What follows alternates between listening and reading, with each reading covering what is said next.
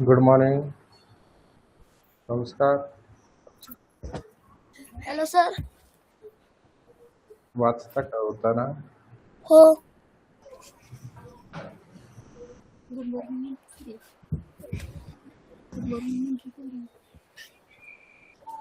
अनिलला पुन्हा शाळेत उशीर झाला.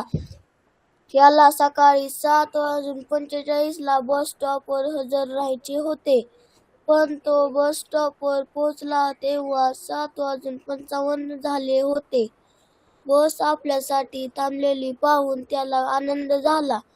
ड्रायव्हर त्याला म्हणाला, "उद्यापासून मी तुझ्यासाठी वाट पाहणार नाही." त्याने आपली सवय बदलली नाही तर तो फार अडचणीत सापडेल, अशी ताकीद त्याच्या आईने त्याला दिलेली होती. अनिल कुठल्याच सल्ल्याकडे अथवा ताकदीकडे लक्ष देत नव्हता. तो एक चांगला क्रिकेट खेळाडू होता. सरावाच्या कार्यक्रमाला त्याला नेहमी उशीर व्हायचा. एका विशिष्ट दिवशी शाळेच्या संघाची निवड जाहीर झाली. नेहमीप्रमाणे अनिल उशिरा पोहोचला. त्याचा प्रशिक्षक त्याला म्हणाला, "सॉरी अनिल, निवड होऊन गेली आहे." अनिलला फार वाईट वाटले. दुसऱ्या दिवशी सकाळी 7:40 तो बस स्टॉपवर हजर होता. चला, कशाचं महत्व सांगतो उतारा? काय सांगितलंय उतार्यात? वेळेवर हजर राहायचे. वेळेवर हजर राहिलं पाहिजे. पण अनिलला सांगितलं तरी तो काही लवकर येत नव्हता. त्याला 10-5 मिनिट उशीर करायची सवय होती. आणि मग तो एकदा काय झालं, त्याला चांगला तो क्रिकेट खेळत होता. मग त्याला वाटलं आता आपली निवड होईल संघामध्ये, आहे की नाही? परंतु तसं झालंच नाही. कारण त्याला नेहमीप्रमाणे थोडा उशीर झाला. तोपर्यंत त्याचे जे खेळ शिकवणारे शिक्षक आहेत, प्रशिक्षक, त्यांनी निवड करून टाकली आणि मग त्याला संधीच मिळाली नाही. येत असतानाही, चांगलं येत असतानाही त्याला खेळण्याची संधी मिळाली नाही. का? तर त्याच्याजवळ वक्तशीरपणा नव्हता. वेळेवर तो काम करत नव्हता. मुद्दाम 5-10 मिनिट कंटाळा करायचा आणि उशिरा जायचा. त्याच्यामुळे त्याची संधी गेली. आणि ही सगळी माहिती या उतार्यामध्ये दिलेली. हा वक्तशीरपणा या मूल्यावर आधारित हा एक छोटासा प्रसंग तुमच्या समोर अनिल मुलाच्या बाबतीत घडलेला दाखवलेला आहे. बरोबर? हो.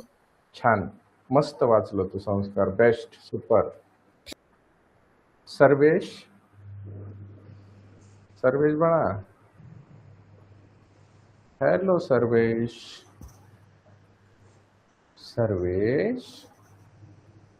बोलत नाही सर्वेश. Hello ma'am. हा सॉरी सर. हा बोला. उतारा वाचा, म्हणजे प्रश्न वाचा पहिला.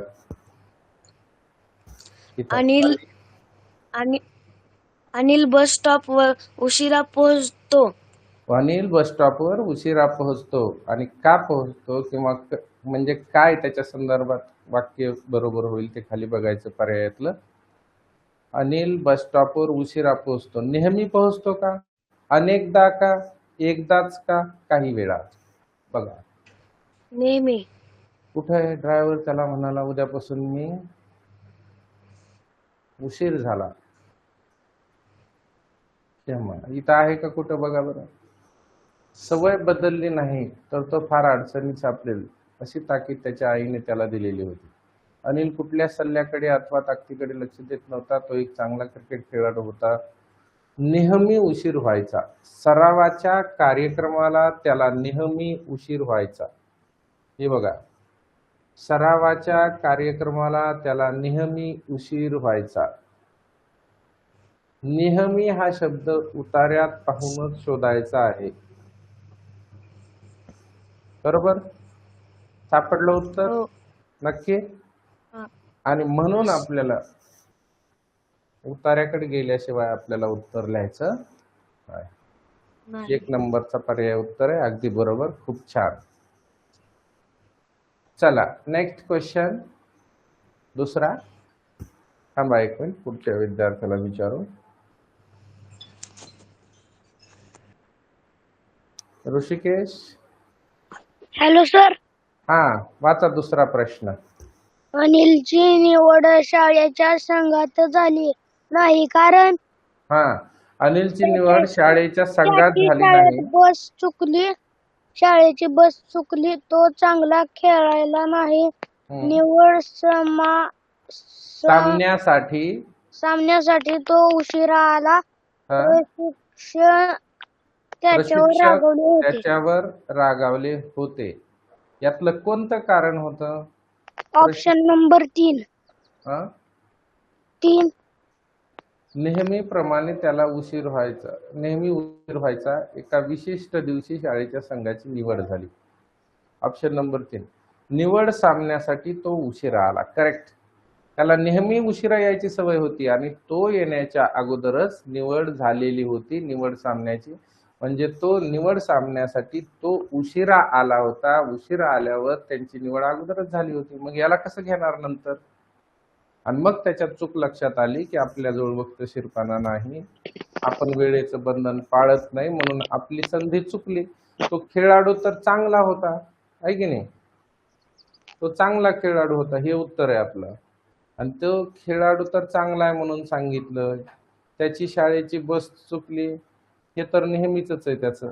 पण प्रशिक्षक त्याच्यावर रागावलेले होते.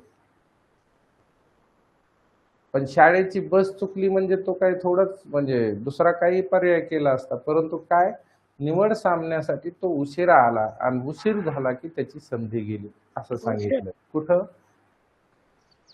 एका विशिष्ट दिवशी निवड संघाची मुख्य कारण ते आहे. आलं का लक्षात सगळ्यांना? Thank you sir. बेस्ट, खूप छान. त्याला उशीर होत होता आणि तो उपस्थित राहू शकला नाही उशीर झाल्यामुळं. चला नेक्स्ट सांगा. अनिलने आपली चूक ओळखली. कोण सांगतंय उत्तर? स्वराज. Hello sir. बोला. अनिलने आपली चूक ओळखली जेव्हा त्याचे मित्र त्याला हसले, जेव्हा बस ड्रायव्हर त्याला रागावला. नाही, बस ड्रायव्हरचं सुद्धा ऐकलं नाही त्यानं. जेव्हा त्याच्या आईनं त्याला सल्ला दिला ते पण ऐकलं नाही त्यानं. मग जेव्हा शाळेच्या क्रिकेट संघात त्याची निवड झाली नाही, चांगला खेळाडू असताना त्याची निवड झाली नाही, मग त्याला वाईट वाटलं आणि त्याच्या लक्षात आलं की आपली चूक होते. म्हणजे पर्याय क्रमांक 4 आहे की नाही? जेव्हा संधी त्याची चुकली तेव्हा त्याच्या लक्षात आलं की शाळेच्या क्रिकेट संघात त्याची निवड झाली नाही आणि मग तेव्हा कळलं त्याला की अनिलला आपली चूक होते. आलं का लक्षात? हो सर. नेक्स्ट, चौथा प्रश्न. Gayatri hello sir. वाचा. अनिल बस स्टॉपवर हजर राहायचे होते. अनिलला बस स्टॉपवर हजर राहायचे होते. Option D. किती वाजता? सकाळी पहिल्याच 7:45. वाक्यात दिलंय. किती वाजता हजर राहायचं होतं? 7:45 ला. 7:45 ला हजर राहायचं होतं. 7:45. त्याला सकाळी 7:45 ला बस स्टॉपवर हजर राहायचं होतं. 7:45 व्यवस्थित बघायचं, गडबड करायची नाही. तर 55 दिलंय, चुकू शकतं. 45च नीट चेक करायचं. आणि 4 पर्याय क्रमांक उत्तर आहे. सगळ्यात छान सोपा प्रश्न, पहिल्याच ओळीला त्याचं उत्तर होतं. चला सुमित चव्हाण सांगा. 5वा प्रश्न, शेवटचा प्रश्न सांगितले आहे. या उतार्याने आपल्याला सांगितले आहे. म्हणजे काय सांगितलं उतार्याने आपल्याला?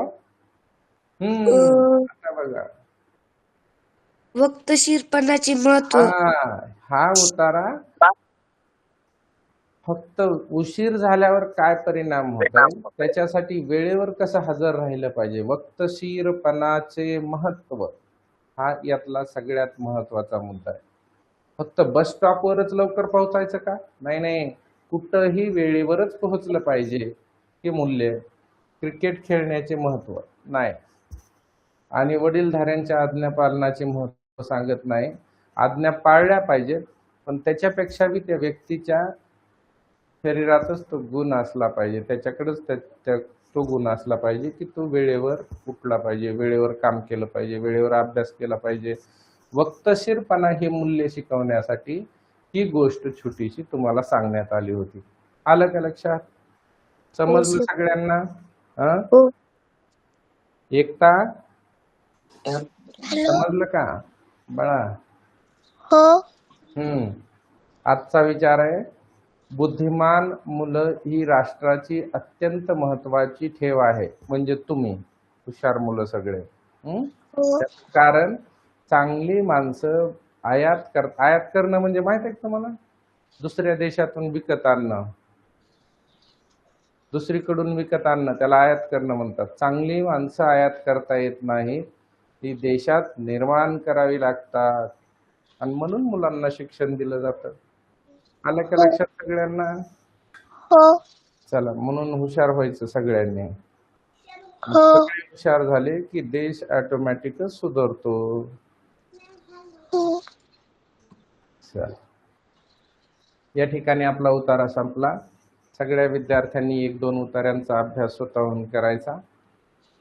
2 उतारे वाचायचे, परत व्यवस्थित समजून घ्यायचे, वाचनाचा वेग वाढवायचा, समजपूर्वक वाचन जमलं आणि उतारा हा सगळ्यात सोपा भाग आहे. त्याचं कारण प्रश्नही तिथेच असतो आणि उत्तरही लगेच वरच्या उतार्यामध्ये शोधायचंय. आणि पाहून लिहायला काय अवघड असतंय का? नाही. सोपं असतंय. आहे की नाही एकता? हो. चला ठीक आहे, तर मग सगळ्यांनी उतार्यांचा अभ्यास करा एक एक, जसा आपण सकाळी पाहतो तसा. आज आपण या ठिकाणी थांबू. सगळ्यांना bye bye sir. Bye bye.